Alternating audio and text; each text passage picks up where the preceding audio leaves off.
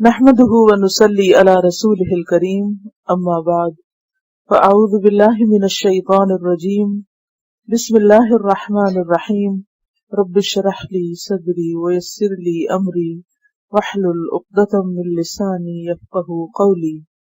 سبق نمبر 138 آیت نمبر 80 سے 95 تک، لیسن نمبر 138 آیت 80 to 95۔ واللہ جعل لکم من بیوتکم سکنا، واللہ اور اللہ نے، جعل لکم بنائے تمہارے لیے، من بیوتکم تمہارے گھروں میں سے، سکنا سکن سکون کی جگہ، مسکن ٹھہرنے کی جگہ، چھپنے کی جگہ، وجعل لکم من جلود الانعام بیوتا، اور بنائے تمہارے لیے انعام کی کھالوں سے، مویشی جانوروں کی کھالوں سے، اسکن سے، بیوتا گھر، مراد ہے خیمے، تستخفونہا تم ہلکا پاتے ہو ان کو، یعنی خیموں کو، تستخفون خفیف سے، ثقیل کی ضد، یوم ظعنکم اپنے سفر کے دن، سفر کے دوران نقل و حمل کے لیے ایک جگہ سے دوسری جگہ اٹھا کر لے جانے کے لیے تم ان کو ہلکا پاتے ہو، ان کی ٹرانسپورٹیشن آسان ہوتی۔ وَيَوْمَ اِقَامَتِكُمْ اور تمہارے ٹھہرنے کے دن، یعنی جب تم ان کو گاڑنے لگتے ہو زمین میں تو بھی آسانی سے گڑ جاتے ہیں، گھر بن جاتے ہیں، یہ کیمپس جیسے لگاتے ہو تم۔ وَمِنْ أَصْوَافِهَا اور ان کے اون سے، اصواف صوف کی جمع ہے، بھیڑ کی اون کے لیے استعمال ہوتا ہے۔ وَأَوْبَارِهَا اور ان کی روئیں، وبر کی جمع، اونٹ کی اون کو کہتے ہیں، پشم۔ وَأَشْعَارِهَا اور ان کے بال، شعر کی جمع، بکری کے بال جیسے۔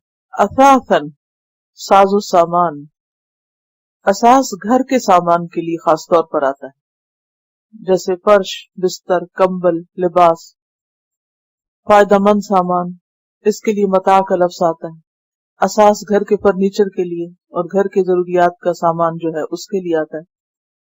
بداع کا لفظ بھی آپ نے پڑھا ہے، تجارت کا سامان، جہاز سفر کا سامان، عرض دنیا کا سامان، تو سامان کے لیے بہت سے لفظ آتے ہیں جو قرآن مجید میں بھی استعمال ہوئے ہیں۔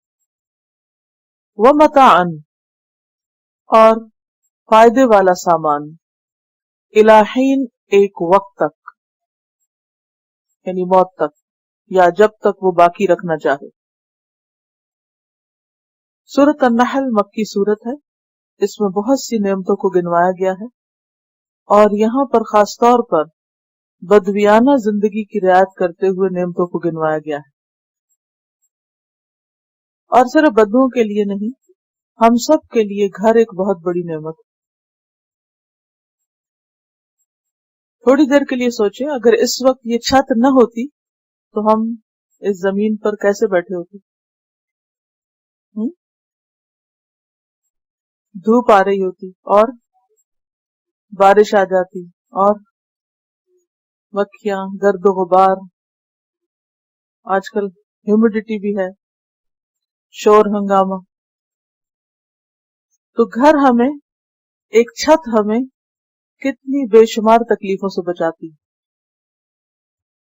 لیکن ہم کبھی اس نعمت پر اللہ کا شکر ادا نہیں کرتے۔ اور پھر آپ دیکھیے کہ کچھ گھر تو ہم انسان بناتے ہیں اور کچھ قدرتی گھر ہوتے ہیں، جیسے پہاڑوں کے غار وغیرہ، ان کا ذکر آگے آئے گا۔ کچھ لوگ پہاڑوں کے اندر گھر بنا لیتے ہیں، اور اہل عرب خاص طور پر خیموں سے گھر بنا لیتے تھے، جن کے بنانے میں کچھ زیادہ خرچ بھی نہیں آتا تھا اور سہولت بھی رہتی۔ خصوصی طور پر آپ دیکھیے کہ صحرا کے اندر کس قدر دھوپ ہوتی، تپتی دھوپ۔ کبھی آپ کو دھوپ میں پیدل چلنے کا اتفاق ہوا؟ کیا کرتے ہیں آپ؟ اگر راستے میں کوئی درخت کا سایہ آ جائے تو وہ کتنی بڑی نعمت محسوس ہوتا ہے. یا چلتے ہوئے اگر راستے میں سایہ ہو یا دھوپ ہو تو آپ تھوڑا سا مڑ کے سائے کے نیچے سے گزر کر، چاہے تھوڑا سا لمبا بھی سفر ہو تو ایک سائے کو پریفر کرتے ہیں. یہ سب کچھ کیا ہے؟ دراصل اللہ کی نعمت. اور پھر خیمے کس چیز سے بنتے ہیں؟ اون سے بنتے ہیں. یعنی ان کی نیٹنگ کس چیز سے ہوتی ہے؟ اون سے، پشم سے، بکری کے بالوں سے. نہ صرف یہ کہ تم خیمے بناتے ہو بلکہ اس کے ساتھ ساتھ آپ گھر کا دیگر سامان بھی بناتے ہیں. مثلا کارپیٹس، نیچے بچھانے کے لیے بستر، کمبل، بلینکٹس، لباس. یہ سب چیزیں اللہ نے پیدا کی جن کو تم استعمال میں لاتے ہو. اس پر کرنا کیا چاہیے تمہیں؟ کس کا شکر گزار ہونا چاہیے؟ اللہ کا، نہ کہ بتوں کا یا اوروں کا. مزید نعمتیں. واللہ جعل لکم مما خلق ظلالا، اور اللہ نے بنائے تمہارے لیے مما، اس میں سے جو خلق، اس نے پیدا کیے، جیسے درخت، بادل، گھر. ان سب سے کیا بنائے؟ ظلالا، سائے بنائے.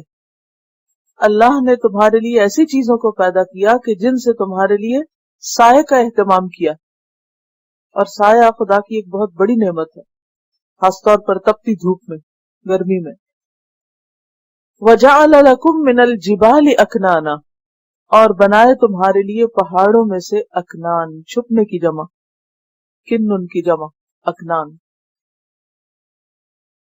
پتھروں سے تراشے ہوئے گھر، پناہ گاہیں، غار، سرنگیں، ٹنلز، حفاظت کی جگہ. وَجَعَلَ لَكُمْ سَرَابِيلَ، اور بنائے تمہارے لیے کرتے، سربال کی جمع. یعنی جس طرح بالوں سے، اون سے، پشم سے تم خیمے بناتے ہو اور وہ تمہارے لیے چھت کا کام دیتے ہیں، اسی طرح اسی مٹیریل سے لباس بنتا ہے جو تمہارے جسم کو پروٹیکٹ کرتا ہے گرمی سے، دھوپ سے. یعنی تمہارے جسم کی حفاظت کا ذریعہ ہے. سرابیل. تقیکم، بچاتے ہیں تم کو، الحر، گرمی سے، گرمی کے علاوہ سردی سے بھی، اور انڈرسٹوڈ ہے. وسرابیل، اور زرہ و بختر، تقیکم بأسکم، جو بچاتے ہیں تم کو تمہاری لڑائی سے. یعنی لڑائی کے وقت تم زرہ و بختر جیسا ساز و سامان رکھتے ہو جس سے تمہیں پناہ ملتی، تمہارے جسم بچتے ہیں. عام حالات میں موسم کی گرمی سردی شدت سے، اور خاص حالات میں جنگ وغیرہ کے وقت یا لڑائی کے وقت دشمن سے یا دشمن کے وار سے حفاظت کے لیے. کذالک یتم نعمتہ علیکم، اسی طرح وہ تمام کرتا ہے، پوری کرتا ہے، نعمتہ، اپنی نعمتیں، علیکم، تم پر. کیوں اس نے تم پر اپنی ساری نعمتیں تمام کی؟ لعلکم تسلمون، تاکہ تم فرما بردار بن جاؤ، سر جھکا دو، اطاعت گزار بن جاؤ، اللہ کے وفادار بن جاؤ. یعنی جس طرح اس نے تمہیں مادی نعمتیں دی، اسی طرح اس نے تمہاری دیگر ضروریات بھی پوری کی، روحانی ضروریات، اسپرچل نیڈز، ایموشنل نیڈز. تمہارے اندر رسول بھیجا، قرآن کی نعمت دی، نعمت ہدایت دی. تو یہ سب کچھ اللہ کی طرف سے ہے تاکہ تم اس کے آگے سر جھکاؤ، اس سے لو لگاؤ، اس کی بات مانو. کیونکہ عام طور پر کیا ہوتا ہے کہ جو کسی پر احسان کرتا ہے انسان اس کا وفادار بن جاتا ہے.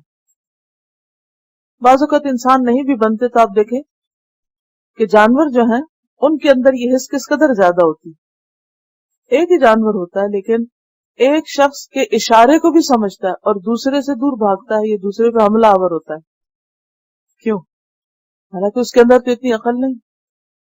مثلا اگر کوئی شخص بلی پالتا ہے یا کتا پالتا ہے، اب یہ مت پوچھے کہ پالنا حلال ہے یا حرام ہے، لیکن مثال دے رہی ہوں کہ اگر کوئی شخص اپنا کوئی پیٹ رکھتا ہے تو وہ پیٹ اس کا کتنا وفادار ہو جاتا ہے، اپنے مالک کو پہچانتا ہے، اس کا خیال رکھتا ہے، اس کا وفادار ہوتا ہے، اس کا دفاع کرتا ہے، اس کے لیے فائٹ کرتا ہے،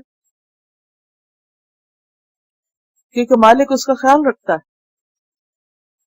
اسی طرح دیگر جانور بھی انسانوں کے لیے اللہ نے کس طرح مسخر کر دیے، گھوڑے ہوں یا اونٹ ہوں، بھیڑ بکریاں ہوں، یہ سب انسان کی خدمت میں لگے ہوئے، انسان کے آگے سر جھکائے ہوئے ہیں، لیکن انسان کس قدر ناشکرا ہے۔ ان الانسان لربہ لکنود، سخت ناشکرا ہے کہ سب کچھ اللہ کی طرف سے لیتا ہے لیکن اللہ ہی کا وفادار نہیں بنتا، اسی کا شکر گزار نہیں بنتا، اسی کی عبادت کی طرف دھیان نہیں دیتا، سب سے بڑھ کر اس سے محبت یا سب سے بڑھ کر اس کی اطاعت کا جذبہ اس کے اندر نہیں ہوتا، حالانکہ سب کچھ اسی کی طرف سے آتا ہے۔ آپ دیکھیں کہ بہت سے لوگ اس پر بہت آبجیکشن کرتے رہتے ہیں کہ لوگ کتوں سے بڑی محبت کرتے ہیں اور لوگ فلاں جانور سے اور جانوروں کے اتنے نخرے کرتے ہیں اور جانوروں پہ اتنا خرچ کرتے ہیں۔ کبھی سوچے تو صحیح انسان کہ کیوں ایسا کرتے ہیں، کیا ریزن، کیا وجہ ہے؟ کیونکہ وفادار ہوتے ہیں، انہیں پتا ہے کہ جب ہم ان پر احسان کریں گے تو یہ نمک حرامی نہیں کریں گے۔ تو ہر انسان کے اندر ایک طلب ہوتی ہے، ایک خواہش ہوتی ہے، تمنا ہوتی ہے کہ کوئی ہو جس پر وہ پورا پورا بھروسہ کر سکے، کوئی ہو جس پر وہ پورا مان رکھے، کوئی ہو جو اس کو چیٹ نہ کرے، ڈسیو نہ کرے، دھوکہ نہ دے، مشکل وقت میں اس کے کام آئے، جس کے ساتھ وہ اپنا غم اور خوشی بانٹ سکے۔ لیکن جب انسانوں میں اسے کوئی نہیں ملتا اور خدا کا تصور تو ہے ہی نہیں، تو پھر وہ جانوروں کی سطح پہ اتر آتا ہے، پھر وہ جانوروں سے وہ اٹینشن اور وہ وفاداری لینا چاہتا ہے، تو وہ اپنی ساری محبت، اپنا سارا مال و دولت، اپنی ساری انرجی جانوروں پہ خرچ کرنے لگتا ہے، کیونکہ وہ اس کی کسی حد تک وہ نیڈ پوری کرتے ہیں جو اس کے اندر رکھ دی گئی ہے۔ تو جب ایک شخص مسلمان ہوتا ہے تو اس کے لیے اعتماد، توکل، محبت اور یہ سارے اعلیٰ جذبات جو ہیں وہ اللہ کی ذات میں جمع ہو جاتے ہیں کہ وہ مجھے نہیں چھوڑے گا، وہ ہے جو میری سنتا ہے، وہ ہے جو میرے دل کا حال جانتا ہے، جس سے میں اپنا سب کچھ شیئر کر سکتا ہوں، جو ہے جو مجھے میری ماں سے 70 گنا زیادہ پیار کرنے والا ہے۔ تو پھر انسان کی زندگی میں مایوسی نہیں آتی، پھر وہ اپنی ان صلاتی و نسکی و محیای و مماتی للہ رب العالمین کہنے لگتا ہے، سب کچھ اس کی نظر کرتا ہے، کیونکہ انسان تو کمزور ہوتے ہیں، کبھی کوئی انسانوں کی توقعات پورا کرتے ہیں اور کبھی نہیں کرتے۔ آپ انسانوں سے توقعات رکھتے ہیں لیکن چونکہ وہ کمزور ہوتے ہیں، ویک ہوتے ہیں، وہ اس طرح آپ کے ساتھ وفاداری کر نہیں پاتے جیسی کرنی چاہیے یا جتنی ان سے آپ توقع رکھتے ہیں، تو پھر انسان سہارا ڈھونڈتا ہے نا، جب اوپر کا سہارے کا پتہ ہی نہ ہو تو پھر نیچے چلا جاتا ہے۔ تو یہ ساری نعمتیں اس لیے گنوائی گئی کہ جس نے تم پر یہ سب احسان کیا ہے تم اس کے ساتھ لو لگاؤ، اس کے فرما بردار بنو، کیونکہ یہ بھی جذبہ انسان کے اندر رکھا گیا ہے کہ وہ اپنا سب کچھ کسی کے لیے قربان کر دینا چاہتا ہے، کیونکہ انسان کی خوشی دینے میں ہے، لینے سے بھی خوشی ہوتی ہے لیکن لینے سے زیادہ حقیقی خوشی، روح کی خوشی، پائیدار خوشی دینے میں ہوتی ہے۔ تو وہ دینا چاہتا ہے لیکن کس کو دے؟ جو قدردان ہو۔ جو بندوں کو دیتا ہے تو بندے تو قدردانی کرتے ہی نہیں، کبھی مانتے ہیں احسان، کبھی مانتے ہی نہیں۔ تو ایسی صورت میں وہ رب ہے جو تم پر اپنی ساری نعمتیں نشاور کر رہا ہے، تمہاری ساری ضروریات پوری کر رہا ہے، نہ صرف یہ کہ تمہاری فزیکل نیڈز بلکہ اسپرچل نیڈز۔ تو ایسی صورت میں تم اسی کے آگے جھک جاؤ۔ کذالک یتم، یعنی جس طرح باقی نعمتیں دی ہیں اسی طرح یہ نعمتیں، نعمت اسلام، نعمت دین، نعمت رسول، یہ سب کچھ بھی عطا کیا ہے، نعمت قرآن عطا کی ہے تاکہ تم فرما بردار بن سکو، تمہیں پتا چلے کہ اللہ کے آگے جھکنے کے طریقے کیا ہیں، کس طرح اس کو خوش کیا جائے۔ کیونکہ بعض اوقات انسان چاہتا تو ہے کہ خوش کرے لیکن یہی نہیں پتا ہوتا خوش کرے کیسے۔ تو وہ کہاں سے پتہ چلے گا؟ اس کتاب سے پتہ چلے گا. فَإِن تَوَلَّوْا، پھر اگر وہ منہ موڑ جائیں، ان نعمتوں کا اقرار نہ کریں، آپ کا وجود نہ مانے، یعنی پروفٹ صلی اللہ علیہ وسلم پر ایمان نہ رکھیں، تو آپ سے نہیں پوچھا جائے گا. فَإِنَّمَا عَلَيْكَ الْبَلَاغُ الْمُبِينُ، پس بے شک آپ کے ذمہ پہنچا دینا ہے صاف صاف. گویا آپ نے تو فرض ادا کر دیا، اب آپ کا حساب نہیں. یعرفون نعمت اللہ ثم ینکرونہا، یعرفون وہ پہچانتے ہیں، مانتے ہیں، نعمت اللہ اللہ کی نعمت کو. کون سی نعمتیں؟ عام نعمتیں، جو بھی اللہ نے نعمتیں دی ہیں انسان کو، یا پھر رسول کی نعمت کہ رسول ہم سے کچھ مانگ نہیں رہا، کچھ چاہتا نہیں ہے، کوئی مال نہیں طلب کرتا، کوئی شکریہ نہیں چاہتا، کوئی جزا نہیں چاہتا، خیر خواہ ہے ہمارا، وفادار ہے ہمارا. اسی طرح قرآن کی نعمت کہ اس میں وزڈم کی باتیں ہیں، ہدایت کی باتیں ہیں. لیکن پہچاننے کے بعد کیا ہوتا ہے؟ ثم ینکرونہا، پھر اس کا وہ انکار کر دیتے ہیں، جان کر انجان بن جاتے ہیں، یا پھر اس نعمت کو دوسروں سے منسوب کر دیتے ہیں، خاص طور پر دنیاوی نعمتوں کو. کبھی وہ اللہ کے شکر گزار بننے کی بجائے لوگوں کے شکر گزار بننے لگتے ہیں اور اللہ کو بھول جاتے ہیں. اس کا یہ مطلب نہیں کہ لوگوں کے شکر گزار نہ بنے، اس کا مطلب یہ ہے کہ اللہ کو بھول کر صرف بندوں کے نہ بن جائیں، اللہ کی خاطر بندوں کے بنے، اللہ کی رضا میں دوسروں سے وفاداری کریں. وَأَكْثَرُهُمُ الْكَافِرُونَ، اور ان میں سے اکثر کافر ہیں. کفر دو طرح کا ہوتا ہے، کفر اکبر اور کفر اصغر، میجر کفر اور مائنر کفر. میجر کفر کیا ہے؟ اللہ کا انکار، اس کے رسول کا انکار، کتابوں کا انکار، آخرت کا انکار، تقدیر کا انکار، مرنے کے بعد جی اٹھنے کا انکار. یہ سب میجر کفر ہے. مائنر کفر کیا ہے؟ اللہ کی نعمتوں کی ناشکری، اس کے احسانات کو نہ ماننا. تو یہاں دونوں معنوں میں ہو سکتا ہے کہ اگر لوگ اللہ کی نعمتوں اور اللہ کے سائنس کے ذریعے اللہ کو پہچانتے ہیں لیکن پھر نہیں اس کو مانتے تو وہ کفر کر رہے ہیں. اسی طرح بعض لوگ اللہ کے وجود کو تو مان لیتے ہیں، جیسے مشرکین مکہ بھی مانتے تھے کہ زمین و آسمان کو اللہ نے پیدا کیا، لیکن کہاں جا کر بگڑتے ہیں یا کہاں جا کر بھٹکتے ہیں کہ جو فائدے اٹھاتے ہیں وہ سمجھتے ہیں کہ یہ ہمیں بتوں کی وجہ سے ملے یا کسی کی سفارش سے ملے. وہاں وہ اللہ کی بجائے غیروں کی طرف اس کو منسوب کر دیتے ہیں. اور مائنر کفر کیا ہے؟ جو عام لوگوں کی طرف، عام بعض اوقات مسلمان بھی اس کا شکار ہوتے ہیں کہ اللہ کی نعمتوں کو پہچان کر کے یہ اللہ نے دی ہے، جیسے اولاد جیسی نعمت ہے یا مال کی نعمت ہے یا اور جو بھی نعمتیں زندگی سے، لیکن اس کی قدر نہیں کرتے، ناشکری کرتے ہیں، اس کو صحیح جگہ استعمال نہیں کرتے. تو بہت سے لوگ اس مشکل کا شکار ہیں. یعرفون نعمت اللہ، مانتے ہیں کہ یہ اللہ کی نعمت. بہت دفعہ کہتے ہیں اللہ کا شکر ہے جس نے ہمیں ہدایت دی، الحمدللہ الذی ہدانا لہذا، اللہ کا شکر ہے جس نے ہمیں اولاد دی.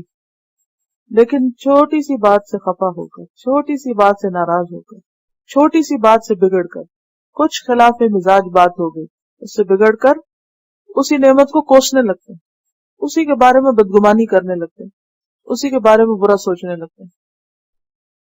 یعرفون نعمت اللہ، پتہ ہے کہ اللہ کی نعمت ہے، ثم ینکرونہا، پھر ٹھکراتے ہیں اس کو، پھر اس کا انکار کرتے ہیں، پھر اس کو ریجیکٹ کرتے ہیں، پھر اس پہ ناشکری کرتے ہیں. اور اکثریت تو ہے ہی ناشکری، اکثر الناس لا یشکرون.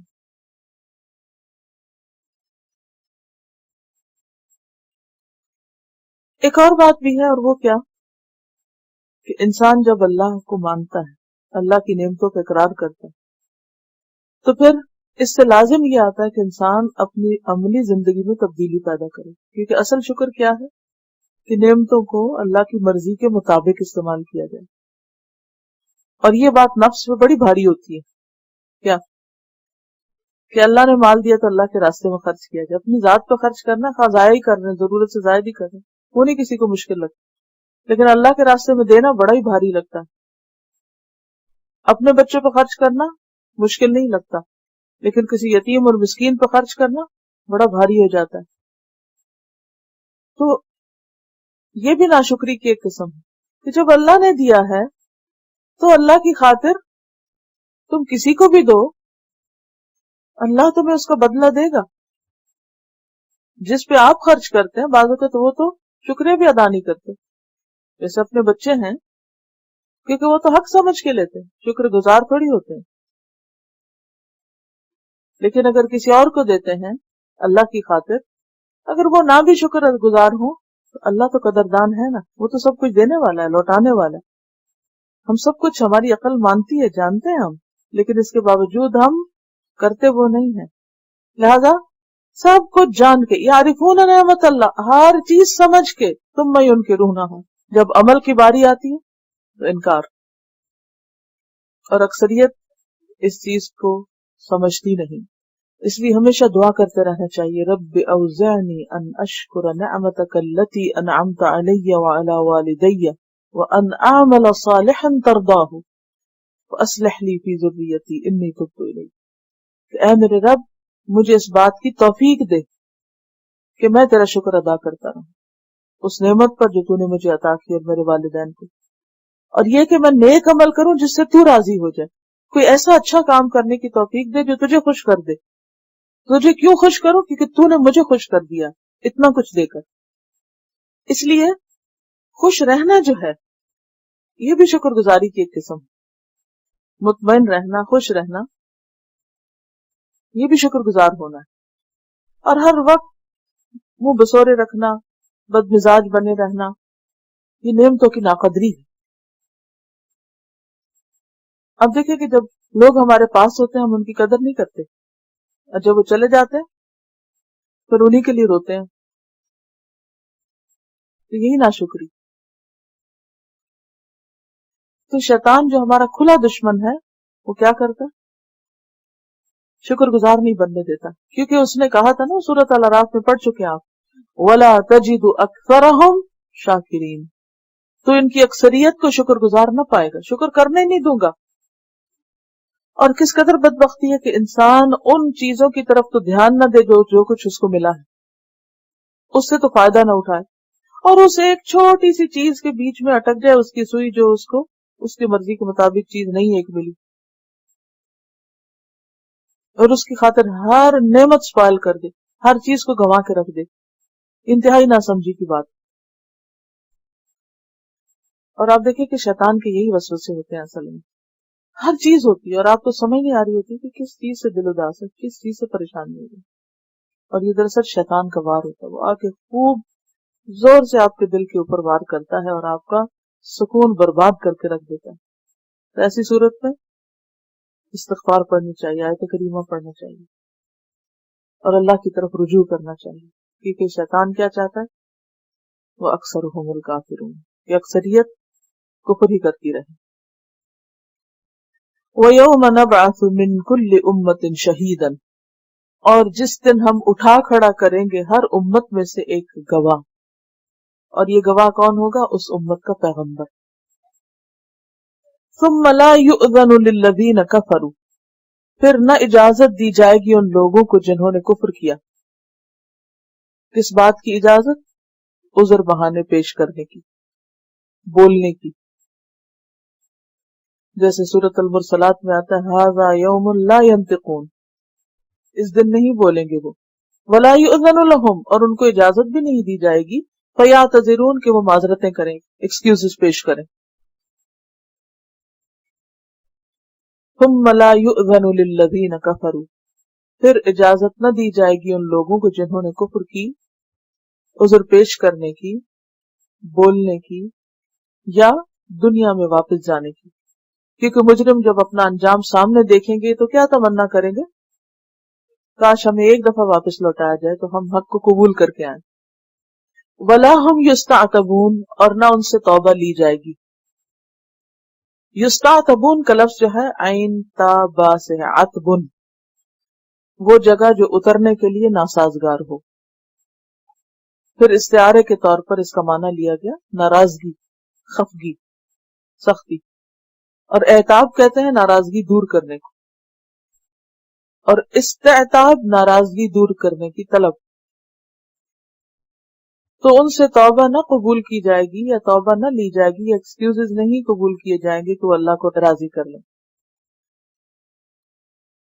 تو یہاں قیامت کے دن کا نقشہ بتایا جا رہا ہے. حشر کے دن لوگوں کا حال کیا ہوگا جو ناشکرے ہیں، اور خاص طور پر اللہ کی اس نعمت کے لیے، نعمت ہدایت پر شکر گزار نہیں، پیغمبر کو نہیں مانتے، کہ جب اللہ تعالی پیغمبر کو اٹھا کر کھڑا کرے گا اور ان سے کہے گا کہ تم اپنی قوم کے بارے میں بتاؤ کہ انہوں نے تمہاری بات مانی کہ نہیں مانی. تو وہ نہ ماننے والوں کے خلاف کیا کریں گے؟ گواہی دیں گے. اب جب حشر کے میدان میں اس بڑی عدالت میں مجرموں کے خلاف پیغمبر کی گواہی قبول کر لی جائے گی تو مجرم کیا چاہیں گے؟ ریپنٹنس، پلٹنا، اپنی غلطیوں اور مسٹیکس کو ریکٹیفائی کرنا. لیکن اس کی اجازت نہیں ملے گی کہ اب تم سے کوئی ایسا کام ہم کو نہیں چاہیے کہ تم ہماری ناراضگی کو رضامندی سے بدل سکو. وَإِذَا رَأَى الَّذِينَ ظَلَمُوا الْعَذَابَ، وَإِذَا اور جب رأى دیکھیں گے، الَّذِينَ وہ لوگ، ظلموا جنہوں نے ظلم کیا، العذاب عذاب، کب دیکھیں گے؟ قیامت کے دن. یہی مجرم جن کا پیچھے ذکر ہوا. اور ظلم سے مراد شرک، کفر، ناشکری. فَلَا يُخَفَّفُ عَنْهُمْ تو نہ ہلکا کیا جائے گا ان سے، وَلَا هُمْ يُنظَرُونَ اور نہ وہ مہلت دیے جائیں گے. کیا ہلکا نہ کیا جائے گا؟ عذاب، بلکہ عذاب بڑھتا چلا جائے گا. فَلَن نَّزِيدَكُمْ إِلَّا عَذَابًا، عذاب کے سوا کسی اور چیز میں اضافہ نہ ہوگا، یعنی عذاب ہی بڑھتا جائے گا. اور ان کو مہلت بھی نہ دی جائے گی کس چیز کی؟ داخل ہونے سے پہلے، کہ وہ کچھ بھی توبہ کریں یا رک جائیں، ایک دم آگ ان کو پکڑ لے گی. بل تأتیہم بغتۃ فتبہتہم فلا یستطیعون ردہا ولا ہم ینظرون، اچانک قیامت آئے گی، انہیں مبہوت کر دے گی، وہ اس کو پھیر نہ سکیں گے اور نہ ہی وہ مہلت دیے جائیں گے. سورۃ الکہف 53 میں آتا ہے وَرَأَى الْمُجْرِمُونَ النَّارَ، اور مجرم آگ دیکھ لیں گے. یعنی جب پیغمبر اٹھیں گے، ان کے خلاف گواہی دیں گے، فیصلہ ہوگا، اب وہ واپس جانا چاہیں گے دنیا میں مجرم، لیکن انہیں اب کوئی مہلت نہیں دی جائے گی. جو ہی آگ نظر آئے گی فَظَنُّوا أَنَّهُمْ مُوَاقِعُوهَا وہ سمجھ لیں گے کہ اب ان میں گرنے ہی والے ہیں، تو گر ہی جائیں گے. وَلَمْ يَجِدُوا عَنْهَا مَصْرِفًا اور وہ اس سے پھر کے ادھر ادھر جانے کی جگہ نہ پائیں گے، اب ان کو ادھر ہی جانا پڑے گا. ایک روایت کے مطابق جہنم اٹھ کر مجرموں کو اس طرح پکڑ لے گی جیسے مرغ دانہ چنتا، جہاں جہاں ہوں گے وہاں سے اچک لے گی، مہلت ہی نہیں ملے گی. آپ نے دیکھا ہوگا دنیا میں جب کوئی عدالت کسی مجرم کے خلاف فیصلہ دیتی ہے تو پھر کیا ہوتا ہے؟ سزا ملنے میں کچھ ٹائم ہوتا ہے نا، مہلت ہوتی ہے کہ نہیں؟ ایسا تھوڑی ہوتا ہے کہ عدالت کے اندر ہی کھڑے کھڑے گردن اتار دی جائے جس کے خلاف فیصلہ ہو. کتنا ٹائم لگتا ہے عام طور پہ؟ کچھ دن ہوتے ہیں، بعض اوقات مہینوں بھی ہو سکتے ہیں. پھانسی کی سزائے موت کا فیصلہ ہو جاتا ہے، اس کے بعد بھی رحم کی اپیل ہو سکتی ہے، ہائی کورٹ میں جاتی ہے، اس سے آگے جاتی ہے، مرنے سے پہلے آخری خواہش پوری کی جاتی ہے، اس کے رشتہ داروں کو بلایا جاتا ہے، توبہ معافی ہوتی ہے. یعنی بڑے سے بڑے مجرم کو دنیا میں کچھ نہ کچھ مہلت مل جاتی ہے، لیکن یہاں آپ دیکھیے کہ کتنی شدت ہے کہ مہلت دی ہی نہیں جائے گی. مجرموں کا جب فیصلہ ہوگا تو ساتھ ہی شامت، فیصلہ ہوتے ہی پکڑ. اس سے عذاب کی شدت کا آپ اندازہ لگا سکتے ہیں. دنیا میں کبھی کسی سے غلطی ہو جائے، کوئی ناراض ہو جائے، بڑے سے بڑا کام خراب ہو جائے، تو پھر بھی کیا ہوتا ہے؟ کچھ عرصے کے بعد انسان واپس پلٹ آتا ہے، پھر حالات درست ہونے لگتے ہیں، روٹھے ہوئے لوگ مان جاتے ہیں، ٹوٹے ہوئے گھر جڑ جاتے ہیں، لوگوں کے حال بدل جاتے ہیں، غربت کے دن پھر جاتے ہیں. کوئی الزام تراشی کرتا ہے تو کوئی تعریف بھی کر دیتا ہے، بہت کچھ اوپر نیچے ہوتا رہتا ہے. لیکن وہاں تو بس ایک فیصلہ ہوا تو اس کے بعد نہ کوئی سفارش، نہ کوئی مہلت، نہ ہی کوئی اور سوچنے کی یا سمجھنے کی نوبت. بس خلاص، جو ہونا تب ہو گیا. اب یہ فیصلہ بھی نہیں پھیرا جائے گا اور نہ ہی کوئی اب وقت دیا جائے گا کہ تم توبہ معافی کر لو یا تمہاری کوئی آخری خواہش ہے. کچھ بھی نہیں، اچانک پھر سب پکڑ ہو جائے گی. وَإِذَا رَأَى الَّذِينَ أَشْرَكُوا شُرَكَاءَهُمْ، وَإِذَا اور جب، قیامت ہی کے دن کا نقشہ ہے. رَأَى دیکھیں گے، الَّذِينَ وہ لوگ، اشرکو جنہوں نے شرک کیا. مشرکین جب دیکھیں گے کس کو؟ شرکاءہم اپنے شریکوں کو، دیوی دیوتا کو، بتوں کو، شیاطین کو، معبودوں کو،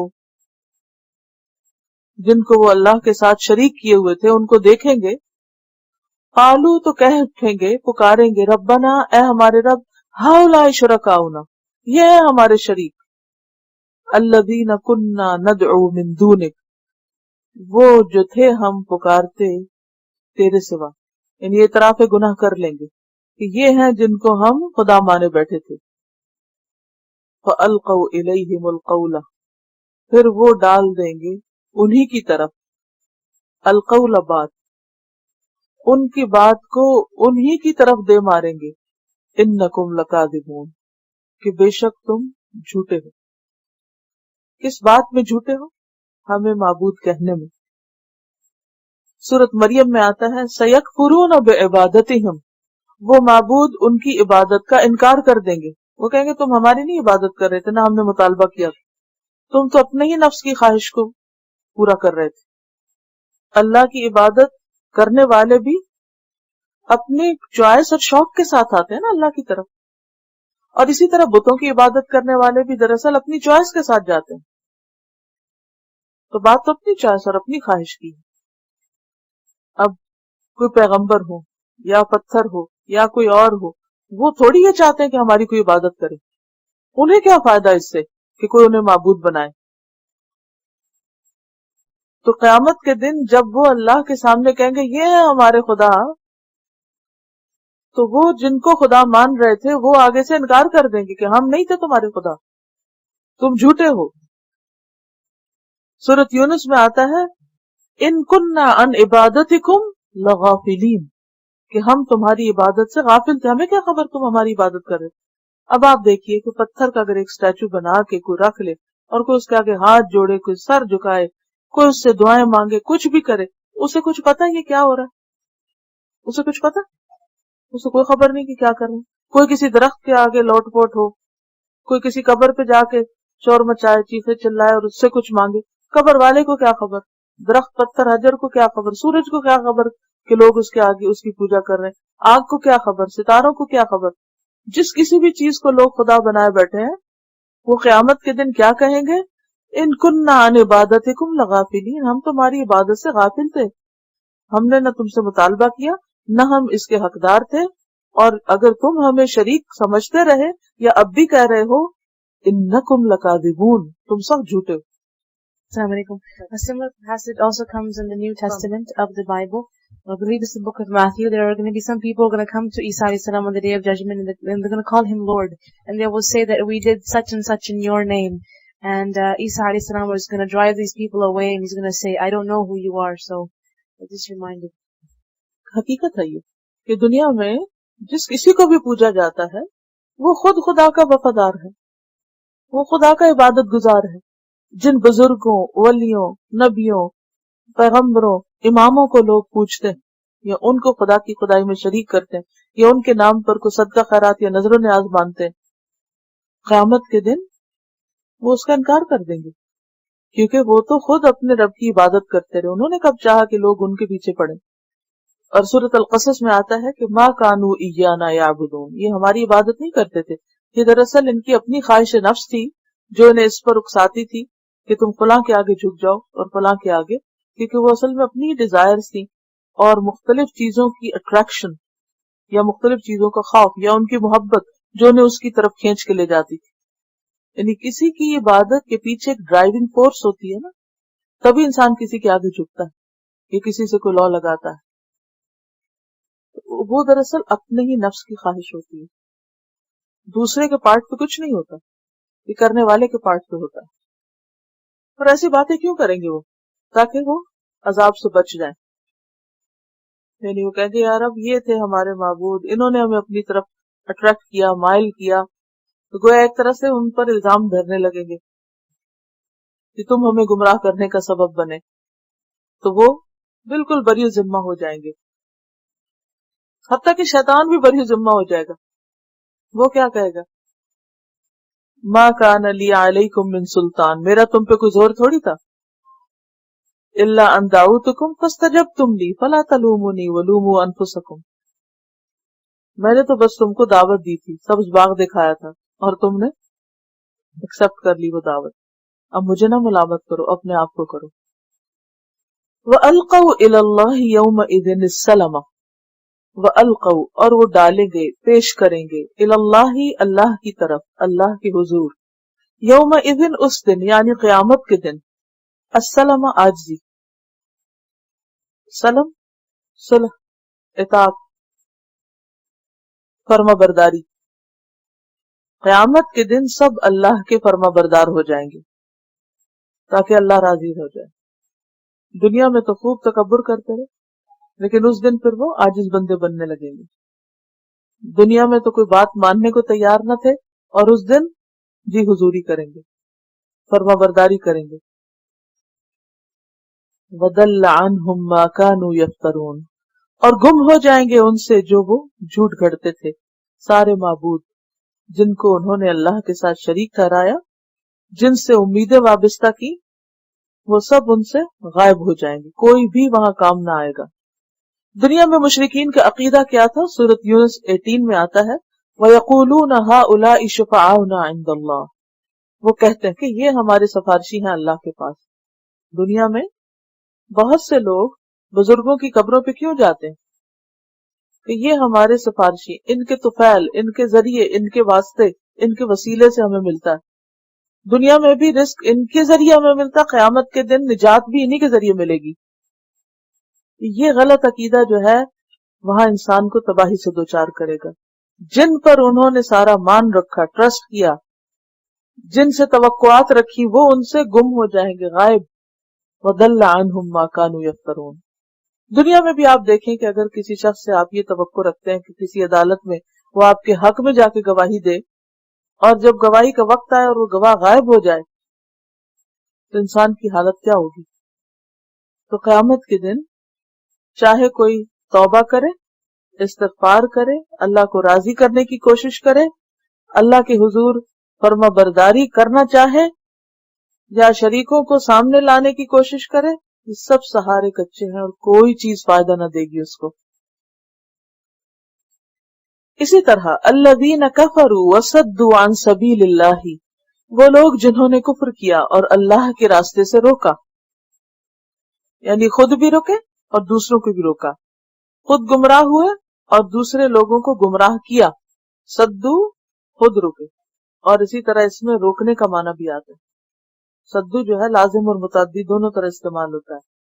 زدناہم عذابا، زیادہ دیں گے ہم ان کو عذاب، فوق العذاب، عذاب کے اوپر، یعنی کفر کے عذاب پر دوسروں کے گمراہ کرنے کا عذاب بھی ان کو دیں گے. عام مجرموں کو ایک گنا عذاب، لیکن وہ جو لیڈر بنے ہوئے تھے، گمراہی کے پیشوا تھے، لوگوں کو گمراہ کر رہے تھے، انہیں عذاب پر عذاب دیا جائے گا. کیوں؟ بما کانوا یفسدون، کیونکہ وہ فساد مچا رہے تھے، فساد کر رہے تھے. غلط کام خود کرنا بھی برا ہے، لیکن دوسروں کو اکسانا، اوروں کو ساتھ ملا لینا، یہ کہیں زیادہ برا ہے. یہ دوہرا جرم ہے، اس لیے ایسے لوگوں کی جزا اور سزا بھی دگنی ہوگی۔ پھر مزید قیامت کے دن کا نقشہ ہے، وَيَوْمَ نَبْعَثُ فِي كُلِّ أُمَّةٍ شَهِيدًا، اور جس دن ہم کھڑا کریں گے ہر امت میں ایک گواہ، اور وہ کون ہوگا؟ ہر امت کا پیغمبر۔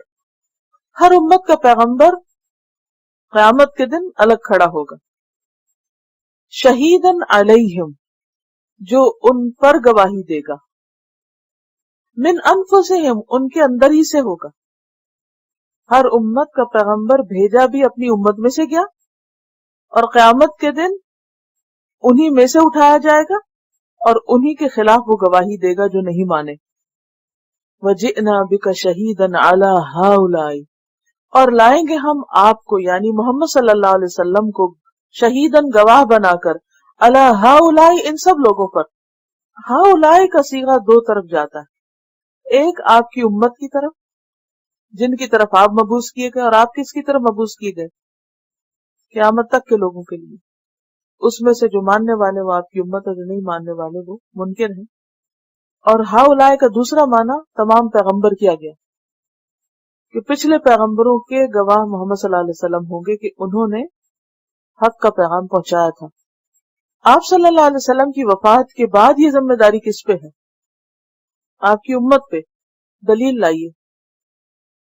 کذالک جعلناکم امۃ وسطا لتکونوا شہداء علی الناس، جیسے پہلے پیغمبر اپنی قوموں کے اندر ایک گواہ ہوتے تھے، حق کا پیغام پہنچانے والے، اسی طرح اب امت وسط کا یہ کام ہے کہ وہ قیامت تک لوگوں کے اندر حق کی گواہی کا پیغام عام کرتی رہے، فریضہ انجام دیتی رہے، اور پھر یہ امت بھی گواہی دے گی کہ انہوں نے دنیا کی قوموں تک حق کا پیغام پہنچایا یا نہیں، کیونکہ قوموں کا فیصلہ اسی گواہی کی بنیاد پر ہوگا۔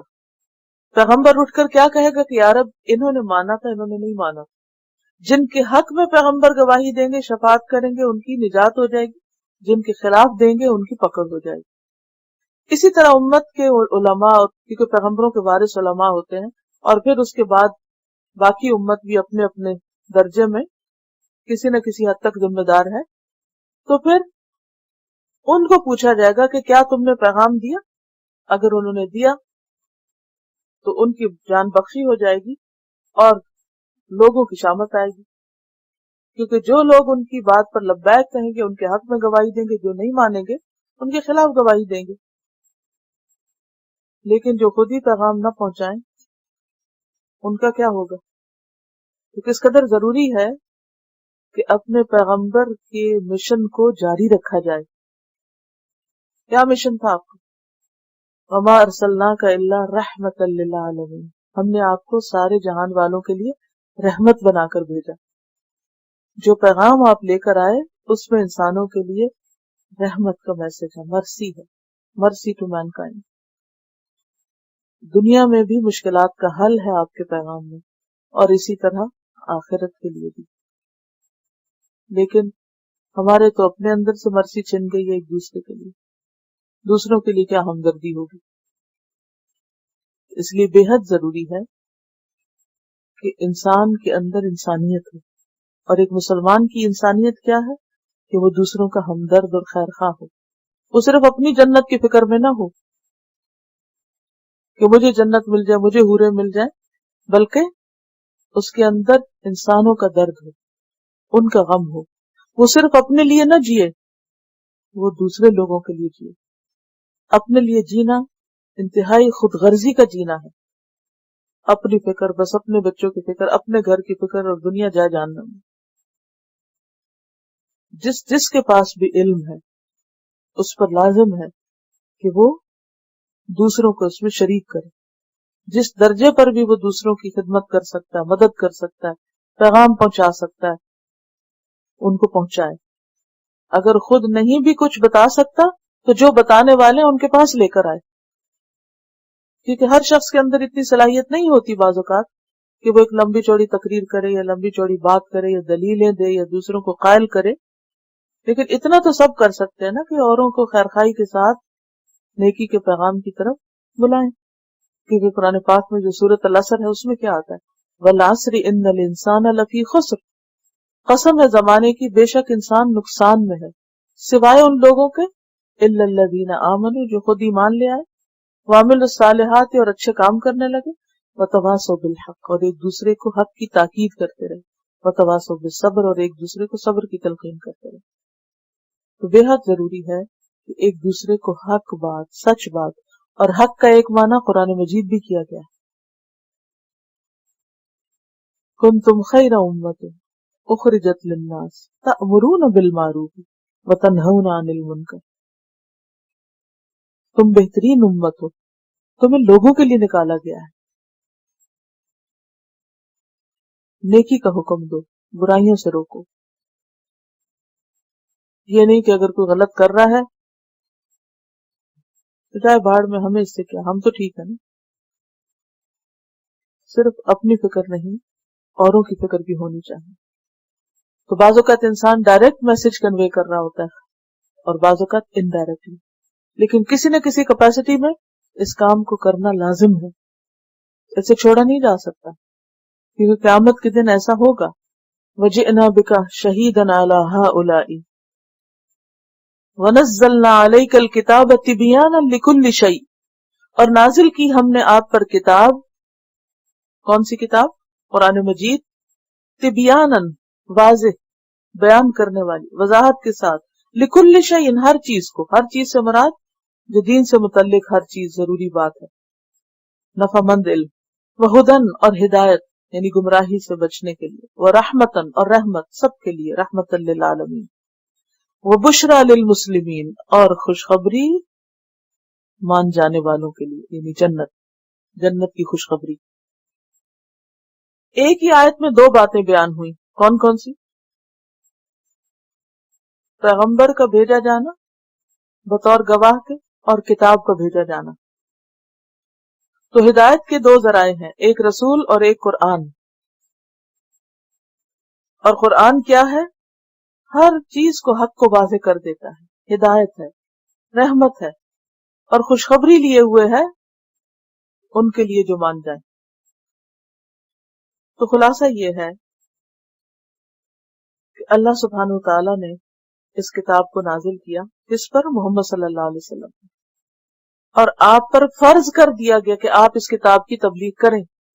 ان الذی فرض علیک القرآن، بے شک وہ ذات جس نے آپ پر قرآن کو فرض کیا، کس پر فرض کیا گیا تھا؟ محمد صلی اللہ علیہ وسلم پر۔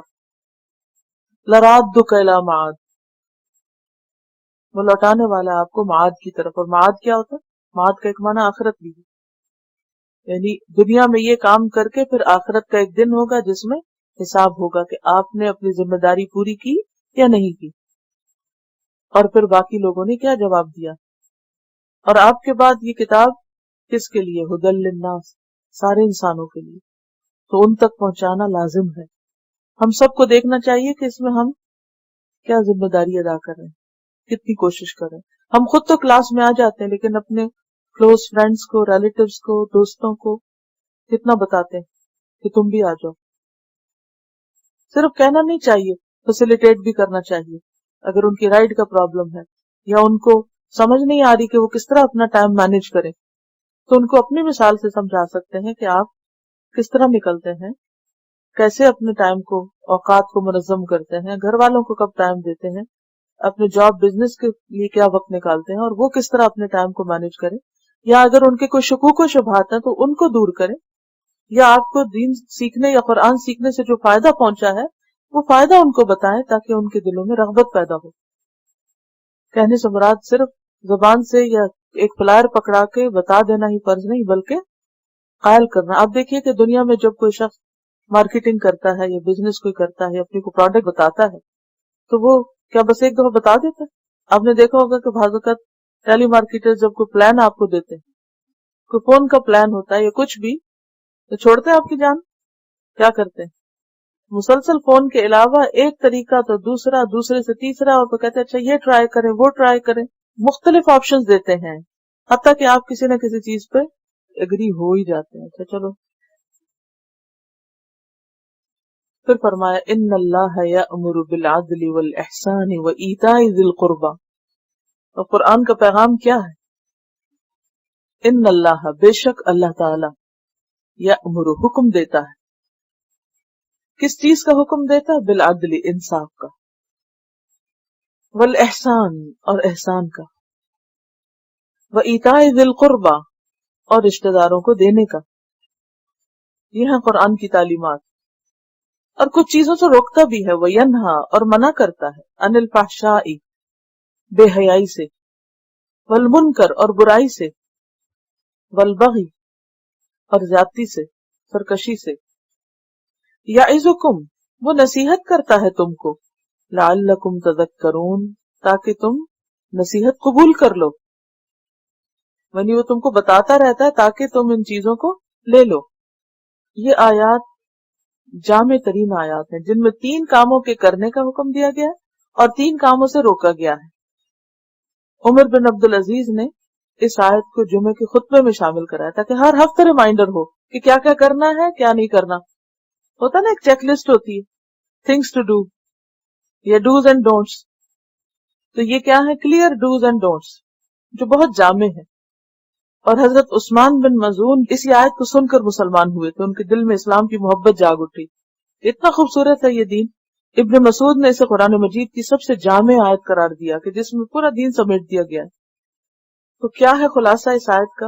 ان اللہ یأمر، بے شک اللہ خود حکم دیتا ہے، کمانڈ کرتا ہے، بالعدل، انصاف کا، کہ ہر صاحب حق کو اس کا حق دیا جائے. اور عدل اعتدال کے معنی میں بھی، یعنی بیلنسڈ رویے کا ہر معاملے میں.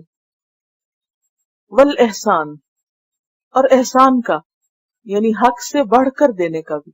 یعنی ہمیشہ برابری کا 2 اور 2 4 نہ کرو، کبھی 2 کے مقابلے میں 3 بھی کرو اور زیادہ بھی کرو. تو احسان کیا ہوتا ہے؟ a degree above، عدل کے ساتھ ایک درجہ اور آگے. اور اس کے ساتھ ساتھ وَإِيتَاءِ ذِي الْقُرْبَى، رشتہ داروں کو دیتے رہنے کا، چاہے وہ دیں یا نہ دیں. کیونکہ بعض اوقات آپ کسی کو اتنا ہی دیتے ہیں جتنا کوئی آپ کو دیتا ہے، یا صرف ان کو دیتے ہیں جو آپ کو دیتے ہیں. لین دین کرتے رہتے ہیں. تو اس میں دین دین کرتے رہیں چاہے کوئی لین نہ بھی ہو. ایتاء ذی القربى، رشتہ داروں کی امداد، چاہے وہ مالی مدد کے مستحق ہوں یا کسی مشورے کے یا کسی اور خیر کے، ان کے ساتھ بھلائیاں کرتے رہو. اور پھر اتنی ہی بات نہیں کہ انسان ہر صاحب حق کو حق دے، انصاف کا رویہ اختیار کرے اور احسان کرے گفتگو میں، رویے میں، معاملے میں، اور رشتہ داروں کو دے، بلکہ اس کے ساتھ ساتھ کچھ برائیوں سے بھی بچے. کیونکہ بعض برائیاں ایسی ہیں کہ جو انسان کی نیکیوں کو کھا جاتی ہیں. آپ کتنے ہی انصاف پسند ہوں، کتنا ہی کسی کے ساتھ اچھا کرتے ہوں، رشتہ داروں کے لیے بھی بہت کیئرنگ ہو، لیکن اگر یہ آئندہ 3 برائیاں آپ کے اندر ہیں تو وہ پہلی خوبیوں کو مٹا دیں. اور آپ نے دیکھا ہوگا کہ بعض اوقات انسان عرصہ دراز تک نیکیاں کرتا ہے، ایک برائی کرتا ہے جس کی وجہ سے اس کا سب کیا دھرا پانی میں مل جاتا ہے. اس لیے جس چیز سے اس نے روکا وہ کیا؟ وَيَنْهَى عَنِ الْفَحْشَاءِ، سب سے پہلے فحشاء سے روکا ہے، کھلی برائیوں سے روکا ہے. اور فحشاء میں زبان سے بھی، جیسے گالی گلوچ، بےہودہ کلام، بےہودہ گفتگو، اسی طرح عمل کے اندر بھی غلط کام. اور فحشاء وہ بے حیائی کے کام ہوتے ہیں جو شہوت نفسانی کی وجہ سے انسان سے سرزد ہوتے ہیں، ان سے رکنے کا حکم دیا گیا. آپ نے دیکھا ہوگا کہ بعض لوگ بہت اچھے ہوتے ہیں معاملے میں، جس میں مثلاً ہر ایک کو اس کا حق دیتے ہیں، غریبوں کے کام آتے ہیں، لوگوں کے ساتھ احسان کرتے ہیں، مدد کرتے ہیں، لیکن ان کا لوز کیریکٹر ان کے سارے اچھے رویے کو ختم کر کے رکھ دیتا ہے. بعض اوقات آپ نے دیکھا ہوگا کسی کمیونٹی کے اندر کوئی شخص سال ہر سال اپنی ساکھ بناتا ہے لوگوں کے ساتھ اچھا کر کر، پھر کیا ہوتا ہے؟ اس کا کوئی اسکینڈل سامنے آ جاتا ہے، پھر کیا ہوتا ہے؟ ساری کمیونٹی کی نظر میں بالکل گر جاتا ہے کہ اچھا ایسا تھا یہ شخص. ایک طرف اس کا اخلاق اتنا اچھا اور رشتے داروں کے ساتھ اچھا کرنے سب کچھ کرنے والا، اور اندر سے اتنا بھیانک. اس لیے اللہ سبحانہ وتعالیٰ نے ہم پر رحمت کرتے ہوئے ہمیں ایسی برائیوں سے منع کیا ہے جس سے تمہاری کردار کشی ہو، یعنی زنا، چھپی دوستیاں، بے حیائی کے کام جو انسان چھپ کے کرے یا کھل کے کرے. بعض کہتے نہیں ہم چھپ کے تھوڑی کر رہے ہیں، ہم تو سب کے سامنے کر رہے ہیں. سب کے سامنے کرنے سے تو منع کیا گیا. فحشاء تو کھلی برائی کو کہتے ہیں جس کا کرنے والے کے اندر اتنی بھی شرم نہ ہو کہ وہ انسانوں سے ہی جھجکے، یعنی ایسی بے حیائی اور برائی کہ جس میں نہ خدا کا ڈر نہ بندوں کا ڈر. یا پھر پہلے تو کسی حد تک اس نے چھپ چھپا کے کیا، لیکن جب لیک ہو گئی بات، پتہ چل گیا تو ڈھیٹ ہو گیا کہ ہاں میں تو ایسا ہی کروں گا، تم کر لو جو کرنا ہے. اس سے منع کیا گیا. اور اس میں تمام محرمات آتی، حرام کردہ معاملے، تمام حرام کردہ کام، چاہے زبان سے گالی گلوچ فحش قسم کا کلام انسان بولے یا پھر عملی طور پر غلط کام کرے. والمنکر، اور برائی، ہر قسم کی برائی اس میں آ جاتی ہے جس میں انسان کی عقل اور شریعت دونوں اس کا انکار کریں. تو منکر جو یہ معروف کا الٹ ہے، جو شریعت کے خلاف ہو، عقل کے خلاف ہو، فطرت کے خلاف ہو. اب مثلا ایک شخص بہت اچھا ہوتا ہے، دوسروں کے کام آتا ہے، مدد کرتا ہے، انکریج کرتا ہے خیر پر، لیکن وہ اپنے غصے کا بہت برا ہے. جب غصہ آتا ہے تو اس کو کنٹرول ہی نہیں رہتا.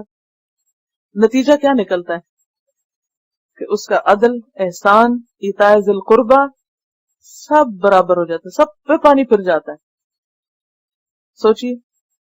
اور اب تو یہ غصہ جو ہے وہ بیماری بن چکا ہے، اس کے طرح طرح کے نام رکھ دیے گئے، اس کو نفسیاتی بیماری قرار دے دیا گیا.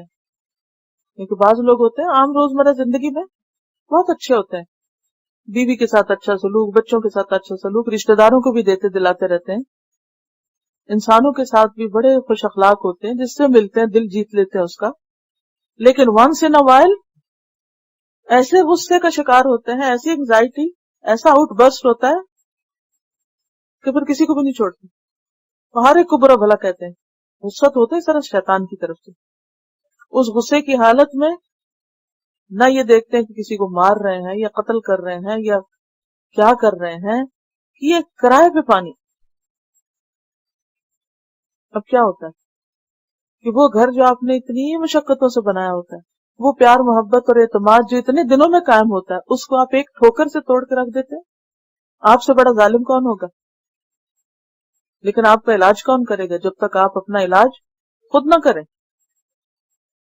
جب تک آپ فیصلہ نہ کریں کہ آپ کو صحیح ہونا ہے؟ کیا جسٹیفیکیشن دیں گے آپ اللہ رب العزت کو؟ کیا آپ کی یہ نیکیاں پھر آپ کے کام آئیں گی جن کو آپ نے دنیا میں ہی روند کے رکھ دیا؟ اور پھر ہم کیا کہتے ہیں، جی وہ فلاں ڈاکٹر نے کہا کہ اس کو یہ بیماری، یہ بائی پولر، یہ فلاں ہے، یہ فلاں، یہ سب فضول باتیں. فرسٹریشن ہے، انگزائٹی ہے. کیوں ہے انگزائٹی؟ کیوں ہے فرسٹریشن؟ کنٹرول کریں اس کو. کیا خدا کے ہاں آپ کا یہ جواز قائم آئے گا؟ صحابہ کرام میں تو ایسی بیماریاں نہیں تھیں، ہم میں کیوں آ گئی؟ ہے نا کہیں غلط جو ہم کر رہے ہیں. Assalamu alaikum. In our clinic, in our dental hygiene clinic, we were just learning about different medications and stuff, and we were learning about anxiety and all of that. And the main thing that my teacher emphasized was that the only problem is that this is very hard to treat because you have to know that it's within you, and it's that no one else can diagnose it, but you have to be the one who has to come up with it. And it's very hard because people don't do that. They don't know that it's me who has a problem. تو بات یہ ہے کہ آپ کو بل پار سے کام لینا ہوگا، آپ کو اپنے ظلم اور اپنے زیادتی کا خود اعتراف کرنا ہوگا اور اللہ کے آگے رونا ہوگا اور اس سے مدد مانگنی ہوگی. اگر آپ کہتے ہیں شیطان کا حملہ ہے تو شیطان کو کون رستہ دے رہا ہے؟ شیطان آپ سے طاقتور نہیں ہے. اگر آپ واقعی اللہ کی پناہ مانگے تو شیطان کا غلبہ کس پہ ہوتا ہے؟ اس کے اپنے دوستوں پہ ہوتا ہے. ان عبادی لیس لک علیہم سلطان، میرے بندوں پر تمہارا کوئی زور نہیں چلے گا. لیکن جب ہم اپنے نفس کی خواہش پوری کرنا چاہتے ہیں، ہم اپنے نفس کو خود خدا بنا لیتے ہیں، خود اپنے پہ ظلم کرتے ہیں. تو اپنی غلطیوں کو کبھی جسٹیفائی نہ کریں، اور ایک ایک لفظ جو آپ بولیں کسی کے بارے میں غصے میں، یا ایک ایک زیادتی جو آپ کسی سے کریں، اس پر اپنا حساب خود کریں، اس پر اپنے رب سے معافی مانگیں، اس پہ توبہ استغفار کریں اس سے پہلے کہ آپ کی پکڑ ہو جائے. کیونکہ ظلم جو ہے وہ دنیا میں بھی بدلہ لاتا ہے. حدیث میں آتا ہے قطع رحمی اور سرکشی، کہ جس کا آگے ذکر آ رہا ہے والبغی، ظلم اور زیادتی، یعنی فحشا جو ہے وہ منکر کی طرف لاتی ہے، منکر بغی کی طرف لاتی ہے. یہ آپس میں بھی کنیکٹڈ ہے. عدل کرنے والا احسان کے درجے کی طرف بڑھتا ہے، اور احسان کرنے والا ہی رشتہ داروں کو دے سکتا ہے. یعنی درجہ بدرجہ بھی آگے نیکیاں یا برائیاں بڑھتی ہیں انسان کی. تو حدیث میں آتا ہے قطع رحمی، یعنی رشتہ داروں سے کاٹنا، اور سرکشی یعنی دوسرے پہ زیادتی کرنا، ناروا ظلم کرنا. یہ دونوں جرم اللہ کو اتنے ناپسند ہیں کہ اللہ تعالیٰ کی طرف سے آخرت کے علاوہ دنیا میں بھی ان کی فوری سزا کا امکان غالب رہتا ہے. کیا ہوتا ہے پھر؟ نعمتیں چھن جاتی ہے انسان سے. جب انسان کسی پہ سرکشی کرتا ہے، ظلم کرتا ہے، تو وہ دراصل کس کو دعوت دیتا ہے؟ یہی تو ناشکری ہے جس کا پیچھے ذکر آیا. اگر آپ کسی رشتہ دار کے اوپر زیادتی کر رہے ہیں، مثلا بیوی پہ کر رہے ہیں، یا بچے پہ کر رہے ہیں، یا بہن بھائی پہ کر رہے ہیں، بعض لوگ تو ماں باپ کو بھی نہیں چھوڑتے، ان پہ کر رہے ہیں، یا کسی اور محسن پہ کر رہے ہیں جس نے آپ کے ساتھ بھلا کیا ہے، آپ کو راہ دکھائی ہے، اسی کو آپ گالی گلوچ کر رہے ہیں، تو کیا ہوگا؟ وہ آپ کے رہیں گے، پھر ان کے دلوں میں آپ کے لیے محبت باقی رہے گی، وہ آپ کے خیر خواہ رہیں گے. وہ اللہ کی طرف سے وہ وقت بھی آ سکتا ہے کہ لے لیے جائیں آپ سے، کیونکہ جو نعمتوں کا قدردان نہیں ہوتا، نعمتوں پر شکر گزار نہیں ہوتا، اس سے نعمتیں چھن جاتی ہیں. بے حیائی ہو، منکر ہو، زیادتی ہو، اس سے آپ کی عمر، آپ کی اولاد، آپ کے رزق، ان سب چیزوں میں بے برکتی ہو سکتی ہے، اور آپ ایسی مصیبت کا شکار ہو سکتے ہیں کہ جس میں پھر کوئی نہ آپ پہ رحم کرے گا اور نہ آپ کو اس سے نکالے گا. تو خدا کے لیے اپنی جان پہ خود ظلم نہ کریں، اپنی غلطی کو مانیں اور ارادہ کریں کہ آپ آئندہ ایسا نہیں کریں گے. بعض ماں کو دیکھا چھوٹی چھوٹی باتوں پہ بچوں کے اوپر برسنے لگتی ہیں، ان معصوموں کی زندگی حرام کر دیتی. پچھلے دنوں ایک ماں نے بچے کو کسی کام کے لیے بھیجا، وہ بچہ لائن میں کھڑا، آ کے نہ آؤ دیکھا نہ تاؤ دیکھا، اس کو سب کے سامنے کوسنا شروع کر دیا. آپ کو کیا حق دیا اللہ نے کہ آپ معصوموں کے اوپر ایسا ظلم کریں، اور آپ اپنے بچوں کو خود ہی نفسیاتی مریض بنا دیں؟ کیا آپ سے پوچھا نہیں جائے گا؟ اگر آپ کی فرسٹریشن شوہر کے ساتھ ہے یا کسی اور کے ساتھ ہے تو وہاں معاملہ سیٹل کرے. ہم سمجھتے ہیں کہ ہم اپنے بچوں کے ساتھ کچھ بھی کر لیں تو ہم سے پوچھا نہ جائے گا. انتہائی غلط بات ہے. کوئی حق نہیں کسی کو کسی پہ ظلم زیادتی کرنے کا، کیونکہ اللہ نے اس کو حرام قرار دیا ہے. ینہا، اللہ نے روکا ہے کھلی برائیوں سے، چھپی برائیوں سے، حرام کاموں سے، اور دوسروں پر زیادتی کرنے سے. قرآن پاک میں آتا ہے یا ایھا الناس انما بغیکم علی انفسکم، اے لوگو تمہاری زیادتی، تمہاری سرکشی، تمہاری بغاوت خود تمہیں پہ پڑے گی. کرو تو صحیح تم کسی کے ساتھ برا، دیکھو پھر کیسے بھگتتے ہو. دنیا میں اگر تمہیں کوئی پوچھنے والا نہیں تو کیا خدا نہیں پکڑے گا؟ کہاں بھاگ کے جاؤ گے پھر؟ تو اس لیے انسان کو کسی کے خلاف بھی، چاہے سامنے چاہے پیچھے، کوئی بات کرتے ہوئے 10 دفعہ سوچنا چاہیے کہ میں کیا منہ سے نکالنے لگا ہوں. کسی کو کمزور پا کر اسے ابیوز کرنے سے پہلے 10 دفعہ سوچے کہ میں کیا کرنے لگا ہوں. مجھے خدا کی پکڑ کا ڈر نہیں، کیونکہ جب وہ پکڑتا ہے وہ مہلت ضرور دیتا ہے. حدیث میں آتا ہے ان اللہ لا یملی الظالم، اللہ ظالم کو مہلت دیتا ہے، لیکن جب اسے پکڑتا ہے تو پھر اس کے بعد جھوٹ نہیں سکتا. تو بات یہ ہے کہ شیطان ان چیزوں کا حکم بھی دیتا ہے. اللہ حکم دیتا عدل، انصاف، احسان اور ایتاء ذی القربہ کا، اور شیطان کس چیز کا حکم دیتا؟ فحشاء کا، منکر کا اور بغی کا، کیونکہ وہ کھلا دشمن. تو پھر ہمیں خود فیصلہ کرنا ہے کہ ہم کس کی مان رہے ہیں، اپنے رب کی یا شیطان اپنے دشمن کی. یأمرکم بالفحشاء، اس پر ایک میری کیسٹ ہے عدل، انصاف اور صلہ رحمی، اس میں نے ڈیٹیل کے ساتھ اور احادیث اور آیات اور چیزیں بھی اکٹھی کی ہوئی. وَأَوْفُوا بِعَهْدِ اللَّهِ، اور پورا کرو اللہ کے عہد کو. وفا کرو اللہ کے وعدے کو، جو وعدے تم نے اللہ سے کیے. اچھا بعض اوقات ایسا ہوتا ہے نا، ہم کو غلط کام کرتے ہیں، پھر ہمیں شرمندگی ہوتی ہے، پھر ہم کہتے ہیں یا اللہ اب تو معاف کر دے، اس کے بعد نہیں کریں گے. کچھ دن کے بعد پھر بھول جاتے ہیں.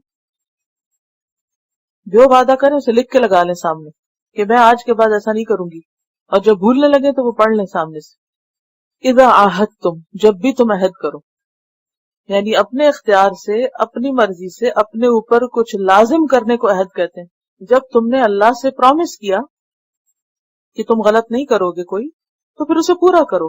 وَلَا تَنْقُضُوا الْأَيْمَانَ بَعْدَ تَوْكِيدِهَا، اور نہ تم توڑو قسموں کو بعد ان کے مضبوط کرنے کے، یعنی قسم کھا کے مت توڑو، وعدہ کر کے مت توڑو. وَقَدْ جَعَلْتُمُ اللَّهَ عَلَيْكُمْ كَفِيلًا، حالانکہ تحقیق بنا لیا تم نے اللہ کو اپنے اوپر ذمہ دار، ضامن، گواہ. ان اللہ یعلم ما تفعلون، بے شک اللہ جانتا ہے جو بھی تم کرتے ہو. اللہ کو سب پتا ہے. یہ ایک طرح کی ڈانٹ ہے ان لوگوں کے لیے جو اپنے عہد وعدے کو توڑیں، اپنی پکی قسموں کو توڑیں. یاد رکھو اللہ نگرانی کر رہا ہے. وعدہ کر کے توڑو گے تو وہی پوچھے گا تم کو. فمن نکث فانما ينکث علی نفسہ، سورۃ الفتح آیت 10 میں آتا ہے. سورۃ انعام 152 میں آتا ہے وَبِعَهْدِ اللَّهِ أَوْفُوا، اللہ کے وعدے پورے کرو. ذَلِكُمْ وَصَّاكُمْ بِهِ، اس کی اللہ تم کو تاکید کرتا ہے. اب اللہ کا نام لے کر خاص طور پر جن چیزوں پہ اللہ کو نگران بنایا گیا ہو، ان وعدوں کو توڑنا اور بھی برا ہے، کیونکہ ہم نے لوگوں کا اعتبار قائم کیا اپنے اوپر اللہ کے نام سے، گویا اللہ کے نام کو مس یوز کیا، اور جب نفس آڑے آیا تو توڑ دیا. یہ بہت بڑا جرم ہے. اب دیکھیے کہ جو سوشل لائف ہوتی ہے نا، انسان کی اجتماعی زندگی ہوتی، اس میں وہ انسان اکیلے نہیں گزار سکتا، اس کو لوگوں کے ساتھ مل جل کے رہنا ہی ہے. اور مل جل کر رہنے میں بعض اوقات عہد معاہدے، کچھ تو لیگل کانٹریکٹس ہوتے ہیں، کچھ سوشل کانٹریکٹس ہوتے ہیں، کچھ اللہ اور بندے کے درمیان ہوتے ہیں، کچھ بندوں اور بندوں کے درمیان ہوتے ہیں. یہ زندگی کے کاروبار کو چلانے کے لیے بے حد ضروری ہوتے ہیں. شادی بھی ایک معاہدہ ہے. اسی طرح روزمرہ زندگی میں آپ ایک دوسرے سے پرومسز کرتے ہیں، بعض چیزوں پہ اللہ کو گواہ بناتے ہیں، قسمیں کھاتے ہیں. اگر ان کو مذاق بنا لیا جائے، جب دل چاہا وعدہ کر لیا، جب دل چاہا توڑ دیا، جب دل چاہا اچھے بن گئے، جب دل چاہا انتہائی شیطان سے بھی برے بن گئے، تو یہ کھیل تھوڑی ہے زندگی. کبھی سوچے تو انسان کے اس کے کانسیکوینسز کیا ہو سکتے ہیں، خود اس کی اپنی ذات پر، دوسرے لوگوں پر جن کے ساتھ وہ کسی نہ کسی وعدے میں منسلک ہے، کیونکہ دوسرے لوگوں کی زندگی حرام ہوتی ہے. تو بات یہ ہے کہ ایسے انسان کا پھر کوئی اعتبار نہیں رہتا، اس پہ کوئی ٹرسٹ نہیں رہتا، اور ٹرسٹ اور اعتبار کے بعد زندگی حرام ہو جاتی. اپنی تو ہوتی، دوسروں کی بھی ہوتی. بات بات پہ واللہ کہہ کے دوسرے کو یقین دلانا اور اس کے بعد ساتھ ہی جھوٹ بولنا کس قدر بڑا جرم ہے. ایسا کرنا اس کی مثال دی گئی کہ یہ کیسا عمل ہے. وَلَا تَكُونُوا كَالَّتِي نَقَضَتْ غَزْلَهَا، نہ تم ہو جاؤ اس عورت کی طرح جس نے توڑا اپنے سوت کو، من بعد قوت، بعد قوت کے انکاسا ادھیڑ کر. کہتے ہیں کہ مکہ میں ایک عورت تھی جو سارا دن سوت کاٹتی، بٹتی، اور پھر شام کو اس کے بل کھول دیتی اور اس کو توڑ پھوڑ دیتی، ادھیڑ دیتی. جیسے کوئی سویٹر بنائے اور اس کے بعد شام کو بیٹھ کے سارا ادھیڑ دے. آپ کو پتہ ہے اتنی محنت لگتی. اور نکس جو ہوتا ہے وہ انکاس، جو نکس کی جمع ہے، ٹکڑے ٹکڑے کرنا، سوت کا ٹکڑا جو دوبارہ کاتے جانے کے لیے توڑا جائے. تو وہ لوگ جو وعدے کر کے توڑ دیتے ہیں بغیر کسی معقول وجہ کے، وہ ایسا کام کر رہے ہیں گویا کاتے ہوئے سوت کو بکھیر رہے ہیں، توڑ رہے ہیں، اپنی ہی محنت کو حقارت کر رہے ہیں. کیونکہ آپ دیکھیے کہ دنوں لگتے ہیں، مہینوں لگتے ہیں ٹرسٹ بلڈ کرنے میں. اور اگر کوئی لیگل کانٹریکٹ ہے تو اس کے بنانے میں آپ نے دیکھا ہوگا کہ بعض کانٹریکٹ کئی پیجز کے ہوتے ہیں. کسی کمپنی کے ساتھ معاہدہ کیا، لوگوں کے ساتھ کوئی بزنس میں شراکت، کسی ادارے کے ساتھ، تو کتنی کتنی کلاز ہوتی ہیں، اس کی کتنا ٹائم لگتا ہے وہ سارا کچھ لکھنے میں، سائن کرنے میں، اٹیسٹ کرنے میں، اور آپ بغیر کسی وجہ کے اس کو توڑ کے بیٹھ گئے. چھوٹی سی بات پہ طلاق کہہ دیا. تو آپ دیکھیے کہ ایک شادی کے عمل کو کتنا وقت لگتا ہے. آپ رشتہ تلاش کرتے ہیں، پھر اس کے بعد منگنی ہے، پھر نکاح ہے، شادی ہے، ولیمہ ہے، سب لوگوں کو آپ نے اکٹھا کیا، ان کا وقت ضائع کیا، نکاح پڑھایا گیا، کیا کچھ ہوا، کتنا تردد ہے. اور جناب آپ کو آ گیا غصہ اور آپ نے بیٹھ کے کہا نکل جاؤ اس گھر سے، طلاق ہوگی تمہیں. گویا آپ نے کیا کیا؟ سوت کاٹ کے توڑ دیا، اپنے ہی سارے کام کو ضائع کر دیا. صرف اپنا نہیں، بے شمار دیگر لوگوں کی محنت کو آپ نے برباد کر دیا. یہ کوئی کھیل ہے؟ تو کوئی بھی کانٹریکٹ، کوئی بھی وعدہ، کوئی بھی معاہدہ، اس میں اس کا توڑنا جو ہے بہت ساری محنت اور کوشش کو ضائع کرنا ہے. اسی طرح جب انسانوں کے بیچ میں تعلقات ہوتے ہیں، ہسبینڈ وائف مثلا یا دوست، کتنا عرصہ لگتا ہے ایک دوسرے کو سمجھنے میں، ٹرسٹ بلڈ کرنے میں، مل کے گھر بنانے میں. بعض اوقات آپ نے دیکھا ہوگا میاں بھی کام کرے، بیوی بھی کام کرے، ایک ایک اینٹ جوڑتے ہیں، جب جا کے گھر بنتا ہے. ہوتا ہے نا؟ سالوں لگتے ہیں بچوں کی پیدائش، ان کو ریز کرنا، اور پھر کیا بیٹھے بٹھائے برباد کر کے رکھ دیا سب کچھ، اپنے کیے کو ضائع کر دیا. یہ کیا ہے؟ یہ عمل اس عورت، مجنون عورت کی طرح ہے جس نے سارا دن سوٹ کاتا اور شام کو بیٹھ کر اس کو توڑ پھوڑ کے رکھ دیا. اور آپ کو پتا ہے کہ نکاح کا رشتہ جو ہے اس میں بھی انسان اللہ کو اور بندوں کو گواہ بنا، بندوں میں سے بھی گواہ لکھے جاتے ہیں اور اللہ کا بھی نام لیا جاتا ہے. آپ نے سب کو ہی مذاق بنا لیا بغیر کسی وجہ کے، سب کچھ کر بیٹھے. یہ کوئی کھیل ہے؟ تم سمجھتے تم سے پوچھا نہ جائے گا؟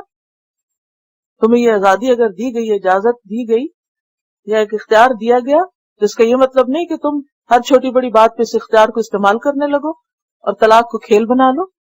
تتخذون ایمانکم دخلا بینکم، تم بناتے ہو اپنی قسموں کو آپس میں بہانہ، فریب، دغا بازی کا ذریعہ.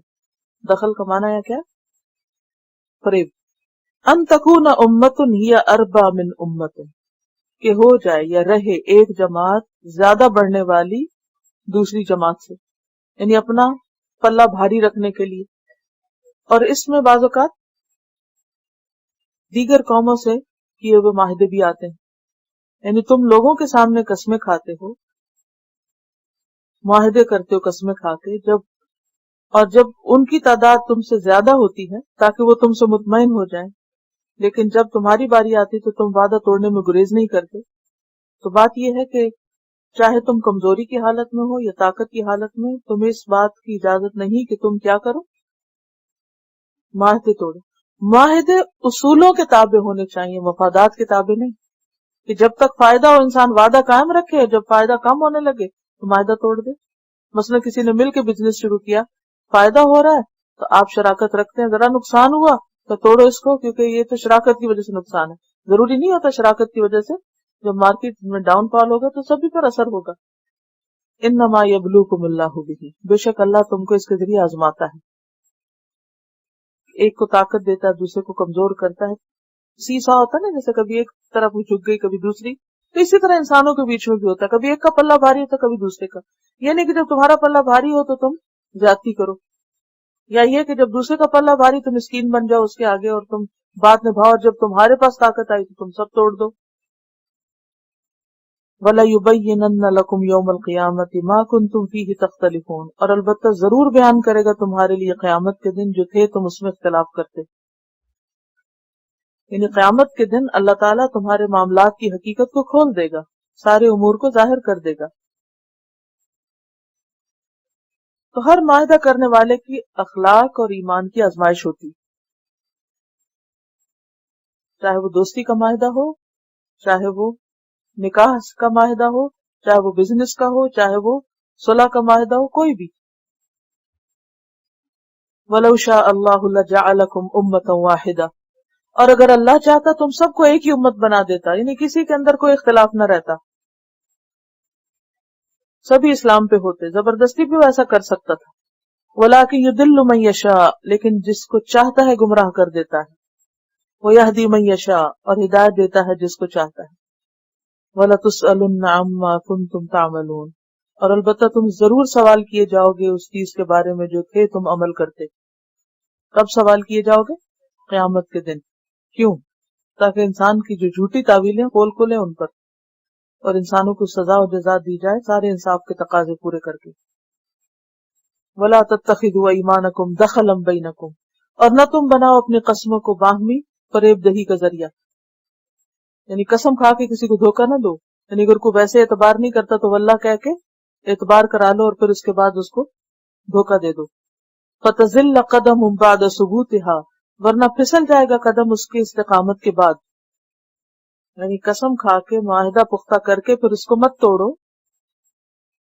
کیونکہ ابن کثیر لکھتے ہیں کہ جب منکر یعنی کافر دیکھے گا کہ مسلمان نے معاہدہ کیا اور پھر اس نے بے وفائی کی تو اس کو دین اسلام پر اعتماد باقی نہ رہے گا، اور اس کی وجہ سے وہ خدا کے دین میں داخل ہونے سے رک جائے گا. کہ جب کافر دیکھے گا کہ مسلمان جو ہے واللہ کہہ کے جھوٹ بولتا ہے، اپنے خدا کے نام کو مس یوز کرتا ہے، تو وہ کبھی بھی ایسے دین میں داخل نہ ہونا چاہے گا جس میں اپنے معبود کی قدر نہیں، اس کے نام سے لوگوں کو ایکسپلائٹ کیا جاتا ہے.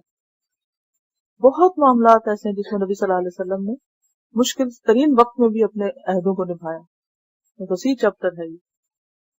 آپ دیکھیے کہ مثال کے طور پر ہم اس ملک میں رہتے ہیں بحیثیت ایک مسلمان قوم، سب کی نظر ہے نا ان پر. اچھا، مسلمانوں میں بھی پھر جو ریلیجن کی طرف آتے ہیں، دین پڑھنے لگتے ہیں، ان پہ اور زیادہ لوگوں کی نظر ہوتی ہے. پھر اگر ان کے درمیان کوئی گڑبڑ ہو تو وہ اور زیادہ نمونہ بنتے ہیں. مثلا ایک عام کپل میں اگر طلاق ہوتی ہے، ایک کوئی گڑبڑ ہوتی ہے تو وہ بھی بری ہے. لیکن اگر دیندار لوگوں کے اندر کوئی فتنہ فساد ہوتا ہے، باہم لڑائی جھگڑا ہوتا ہے، وہ زیادہ برا ہوتا ہے. کیوں؟ لوگ کیا تانا دیتے ہیں؟ یہ قرآن پڑھنے والے ہیں، یہ قرآن پڑھانے والے ہیں، ان کے اپنے اخلاق تو دیکھو، ان کے اپنے گھر تو دیکھو، یہ تو خود نباہ کرنا نہیں جانتے، یہ دوسروں کو کیا سکھائیں گے؟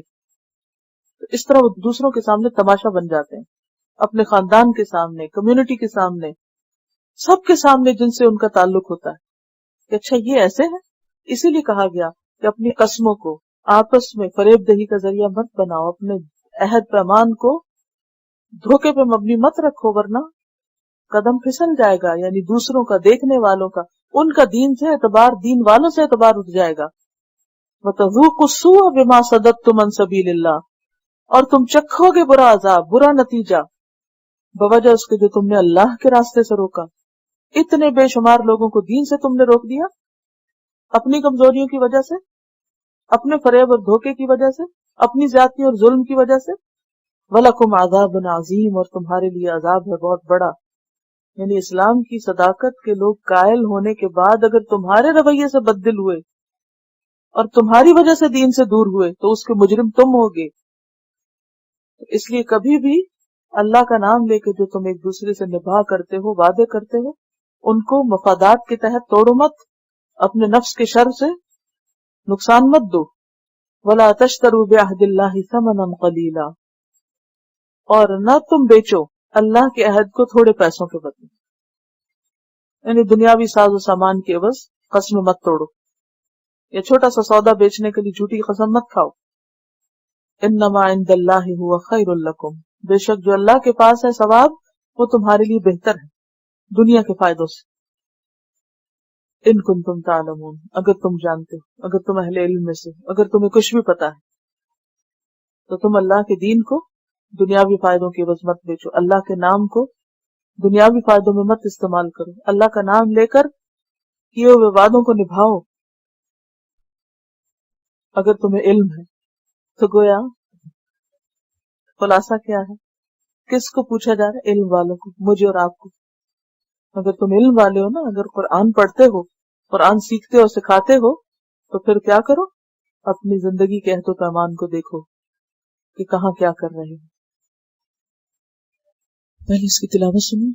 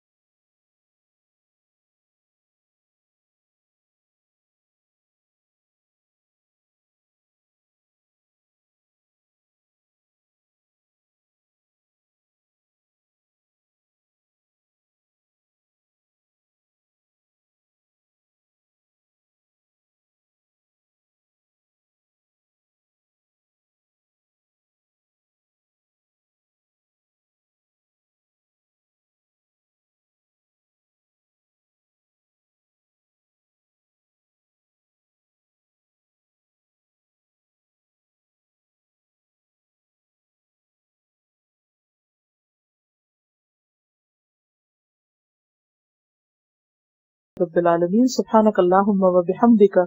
Nashhadu an la ilaha illa anta. Nastaghfiruka wa natubu ilayk. Quran vocabulary 100%. The best application to understand Quran. Study with flashcards. Word list. Learn 25% of Quran vocabulary in 7 days. Multiple MCQs to practice and test vocabulary. Single choice. Multiple choice. True, false. Bookmark difficult words. Study wrongly answer words. Test your skills. 12 essential grammar lessons at Learn Quranic Grammar. You can select number of word to study from bookmarks. Select number of times wrongly answered words for study. Test your skills with multiple choice flashcard, true, false, matching words and single choice MCQs. Grammar lessons are available in PDF format. Native Quranic and Urdu fonts. Available at Google Play and Apple App Stores. Download it today to contribute in the Islamic Apps Development Project. Quran vocabulary 100% in Urdu. Visit smartappsweb.com.